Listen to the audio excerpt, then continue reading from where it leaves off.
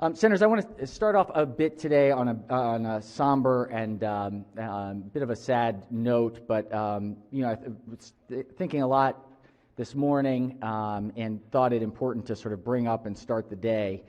Last night, I'm sure that many of you saw the reports of what happened in Atlanta, Georgia, where there were 7 women and 1 man killed in a shooting spree. 6 of those individuals were Asian Americans. The shooter is now in custody, and we don't fully know the motives. There's been lots of speculation, but what it made me think through is what we know to be the case is that there is an ongoing conversation about the increase in anti-Asian American or the increase of hate crimes directed towards Asian Americans, and Asian American Marylanders. This has just been unbelievably horrific and avoidable. And when you look at just the numbers over this last year, so in just the last year, in 2020, there were over 3,200 reports of anti-Asian incidents that have been reported to the FBI and categorized. We know that there's significant underreporting, so there's 3,200 were in 2020. If you compare that to 2019, the FBI cataloged just over 400 hate crimes against Asian Americans. That is a exponential increase. If you look at the Pew Research Center, just recently said that 30% of Asian Americans in the past year have reported experiencing racial slurs or jokes since the pandemic has begun, and reported the highest level of all races of people refusing to go near them or acting uncomfortable around them. This past Sunday, the governor himself talked about the impact on his own family and the incidents that family members have had in the community as they've gone out shopping, side comments. And I just think that it is incumbent upon all of us to stand up and say this is unacceptable. What I would ask today is that we adjourn in honor of those who lost their lives last night, and that we use their memory to make sure that we have a just society for all. And I did want to offer the Majority Whip the opportunity if she wanted to say a few words to the chamber. Yeah. Thank you, Mr. President. I'd like to thank and commend you for standing up and denouncing these racially motivated attacks and violence against our Asian Americans and Pacific Islanders. It's been really awful here and also in our nation. The shooting and murdering of 8 individuals in Atlanta, Georgia, 6 being women of Asian descent, it's just horrific and terrible and heartbreaking.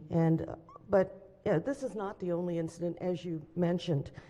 We have incidences in California where an elderly Thai American man was shoved and beaten and he died from his wounds. We have an incident in Texas where a father with his sons were stabbed in the head and their head was almost carved out. We have an incident of a woman in New York subway who was attacked and assaulted. And also, even in Maryland, in Montgomery County, in Rockville, Maryland, an Asian American family's home was attacked twice.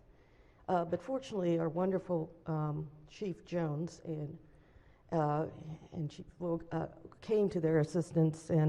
But we also had an incident in downtown Bethesda where a woman was attacked. But fortunately, the bystanders, they stood up and they came to her aid, and she was saved. And I don't know who those bystanders are, but whoever they are, I hope they hear this, because I want to thank them for what they did, because they stood up against injustice. So, unfortunately, the past toxic political rhetoric, disparaging statements against immigrants, Asian Americans, people of color, women, and people of all backgrounds have contributed to a lot of this violence and all this political scapegoating, especially during this horrible pandemic. It's been terrible.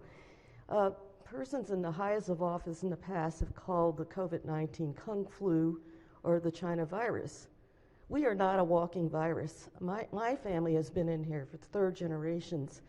And Asian Americans have also served in the United States Armed Forces in many wars, including my father. My father was a World War II U.S. Navy veteran who defended freedom on the perilous Atlantic and Pacific.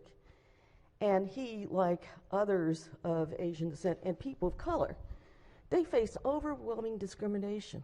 And Asian Americans, and especially Chinese Americans, faced the Chinese Exclusion Act. But yet they wanted to defend freedom. And that group was called the Greatest Generation. And they defended freedom during one of the darkest periods in the history of our world.